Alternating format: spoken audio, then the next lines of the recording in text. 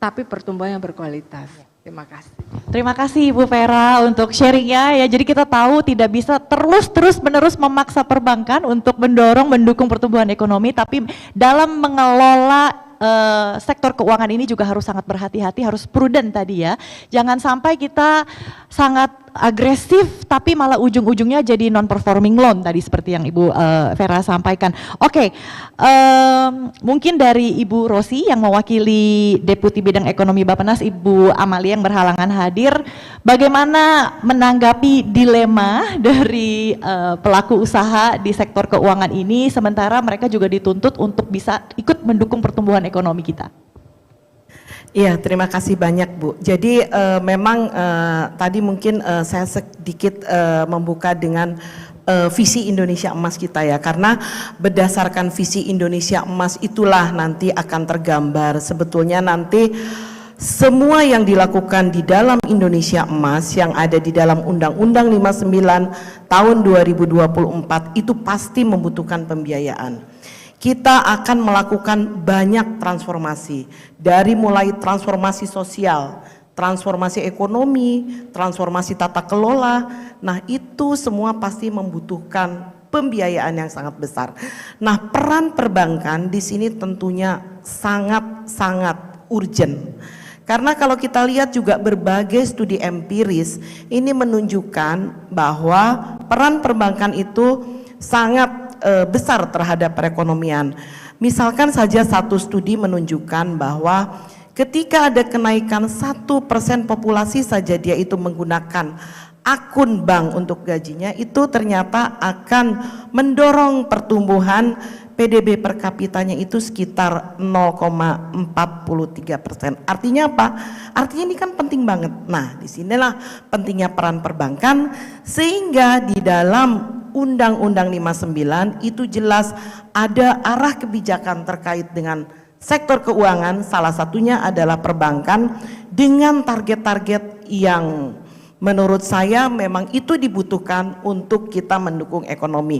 Salah satunya untuk aset perbankan itu ditargetkan 200% PDB. Nah, ini tentunya bukan sesuatu yang mudah dicapai, tetapi bukan juga sesuatu yang tidak mungkin tercapai.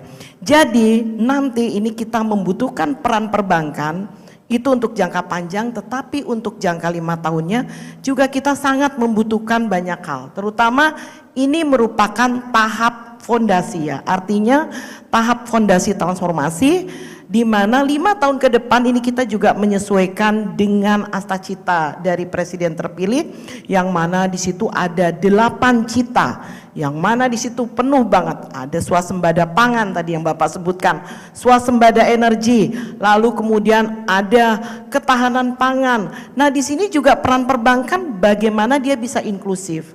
Ketika kita akan mendorong swasembada pangan, tentunya di sini dibutuhkan skema-skema untuk yang inklusif, seperti bagaimana kredit untuk petani, bagaimana kredit untuk nelayan, yang tentunya itu kan risikonya tinggi. Nah, itulah makanya di sini kami mengajak ya, ketika risiko tinggi, apa mungkin yang nanti diperlukan dari pemerintah, karena betul-betul kami ini membutuhkan sektor perbankan. Karena apa? Satu, kalau kita lihat saat ini, aset sektor perbankan itu mendominasi. Kalau di luar mungkin ada aset yang non bank, tetapi kita sendiri aset perbankan itu mendominasi. Artinya apa? Artinya dia sangat berperan sentral untuk mendorong pertumbuhan ekonomi. Tanpa ada pembiayaan kita tidak mungkin mencapai pertumbuhan ekonomi, apalagi mungkin Ibu dan Bapak pahami di awal ini di 2025-2029 target dari Bapak Presiden kita adalah menuju 8%.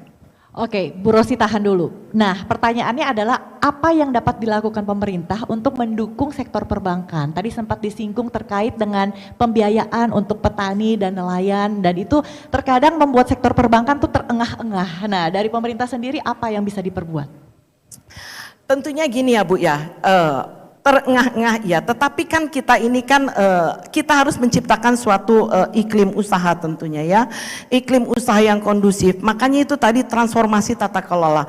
Tentunya perbankan juga tidak akan tenang untuk melakukan usahanya apapun tanpa tata kelola yang baik, tanpa governance yang baik. Artinya di sini kami berusaha untuk menciptakan bagaimana terjadi transformasi tata kelola, budaya korupsi dan sebagainya itu kan itu adalah high cost ya, sehingga itu tentu saja yang harus kita perhatikan.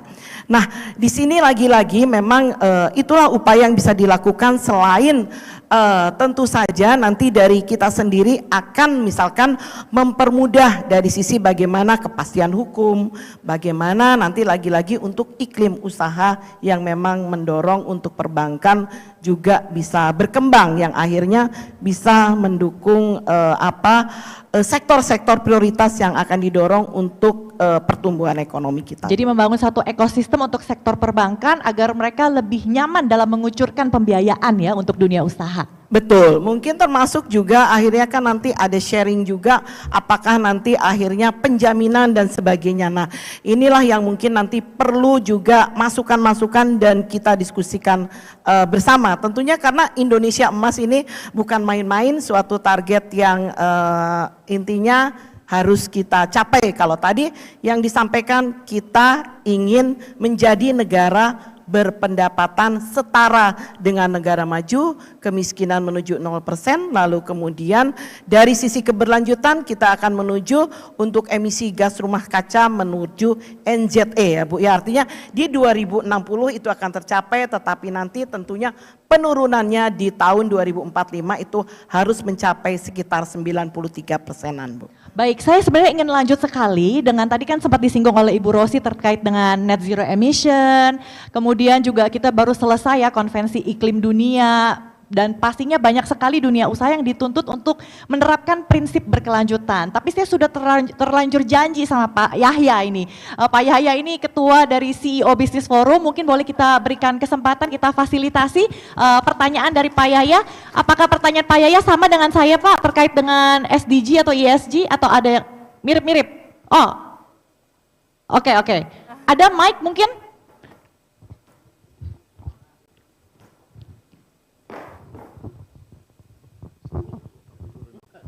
Waduh, terima kasih, ini langsung dihampiri oleh moderator yang cantik ini.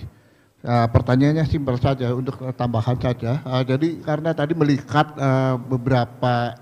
mendengar beberapa paparan dari ketiga narasumber hebat ini, tetapi ada satu hal yang masih menggelitik saya.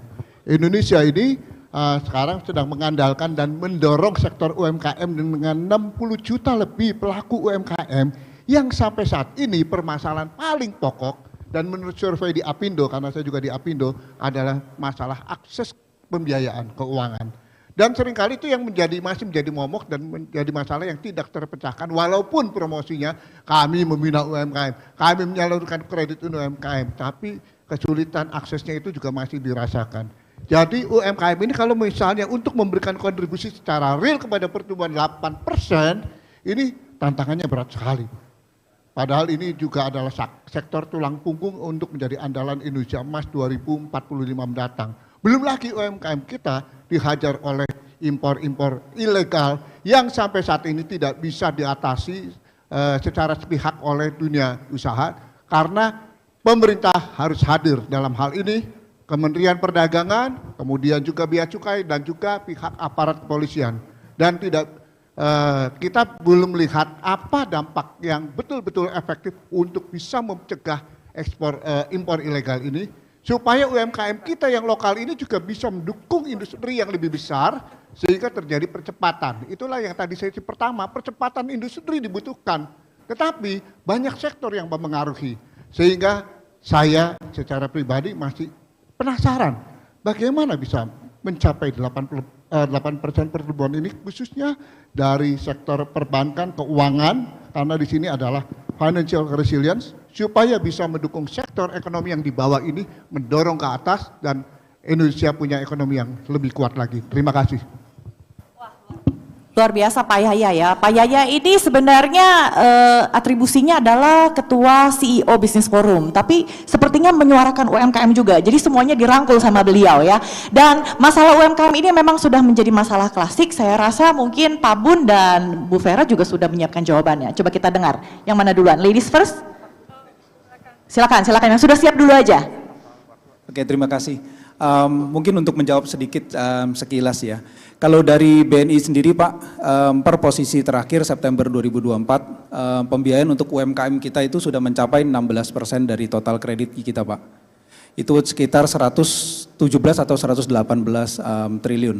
Jadi memang itu menjadi salah satu yang kita fokuskan dan kita memang terus mendorong pertumbuhan di pembiayaan tersebut. Namun memang kendalanya masih ada Pak, tantangan itu masih ada dan itu rasanya perlu kita kerjasama seluruh stakeholders sehingga kita punya program yang jauh lebih membantu juga Pak, karena dari sisi perbankan tentunya kita akan pilih-pilih Pak, kita akan melihat mana yang yieldnya bagus, mana yang resikonya lebih rendah.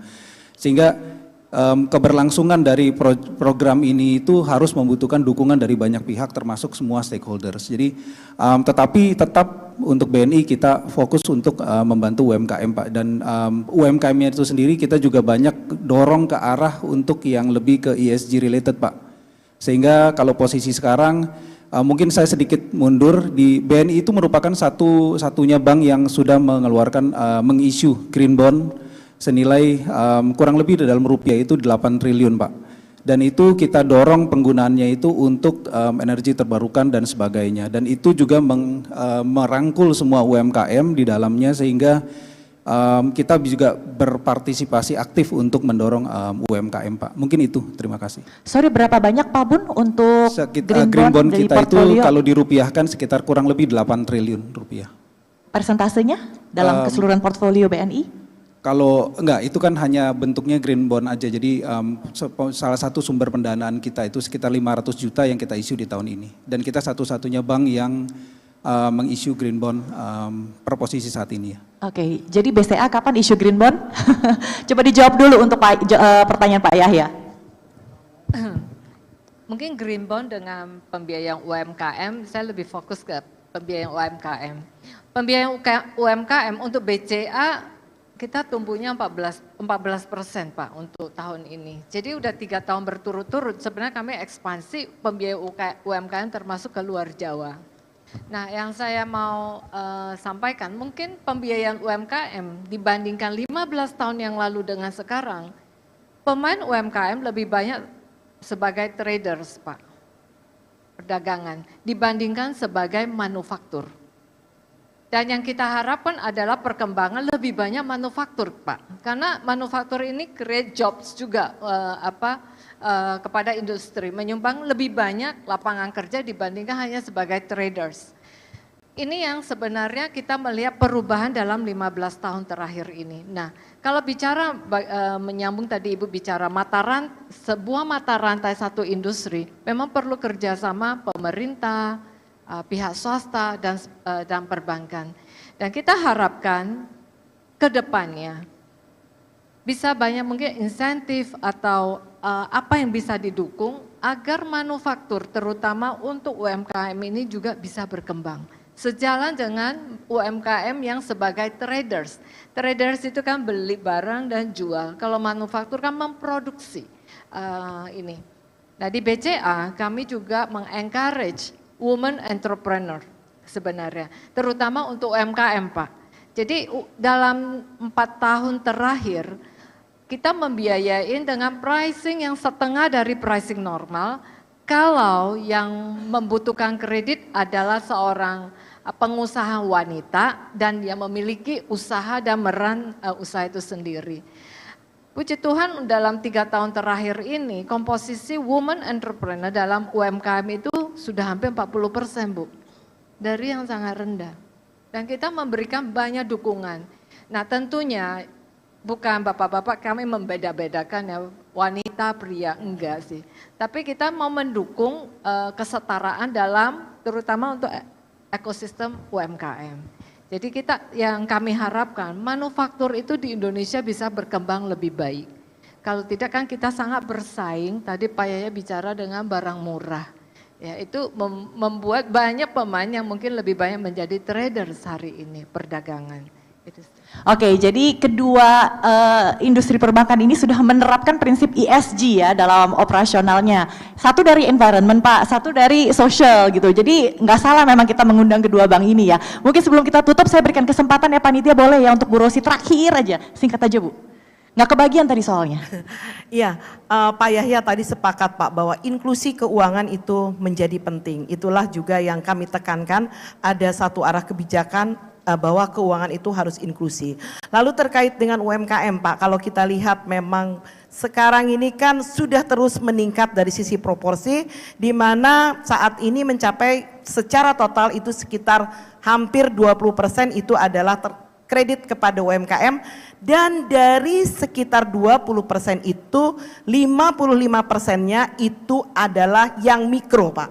Jadi memang ini terus didorong, jadi kita terus mendorong melalui berbagai ini apa ya, kolaborasi, diantaranya salah satunya mungkin dengan OJK itu ada TPAKD, juga tim percepatan akses keuangan daerah seperti itu. Jadi nanti Pak, TPAKD ini akan diberikan target Bu, sehingga upaya untuk meningkatkan inklusi maupun literasi itu memang sangat penting. Karena apa? Karena lagi-lagi ketika semua itu bisa akses kepada perbankan, itu dampaknya terhadap ekonomi itu luar biasa. Oke, jadi untuk mewujudkan Indonesia Emas 2024, mendukung pertumbuhan ekonomi 8% ini tentunya adalah yang penting adalah perlu transformasi besar-besaran tadi Bu Rosi sampaikan ya di semua lini termasuk sektor keuangan. Nah, disinilah peran perbankan menjadi sangat-sangat krusial menentukan arah pembangunan ekonomi mulai dari pembiayaan untuk usaha, dan juga tadi belum sempat ngobrol dengan BCA dengan Bu Vera terkait dengan bagaimana BCA mengedepankan layanan teknologi digital ya dalam operasionalnya yang tentunya bisa meningkatkan produktivitas usaha. Terima kasih Bu Vera, Bu Rosi, dan Pak Bun yang sudah berbagi cerita dengan kita hari ini. Acara selanjutnya saya serahkan kembali ke Gati, silakan Gati.